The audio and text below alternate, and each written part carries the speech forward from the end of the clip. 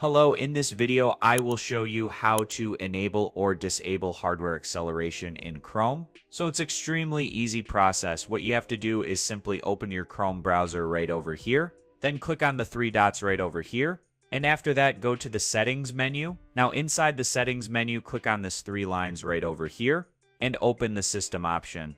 Now inside the system option, you will find a lot of things, and over here you should be able to see an option called Use Graphic Acceleration when available. So this feature over here is also known as hardware acceleration. So if you ever want to enable or disable hardware acceleration, you have to just simply come over here and disable this or enable this. Now just so you know, if you have ever disabled your hardware acceleration, you have to restart your browser. So all you have to do is just simply click on Relaunch, and that will relaunch your browser. And once you do that, you have successfully disabled the hardware acceleration on Google Chrome. So that's it. And if this video was helpful, please consider subscribing and liking the video.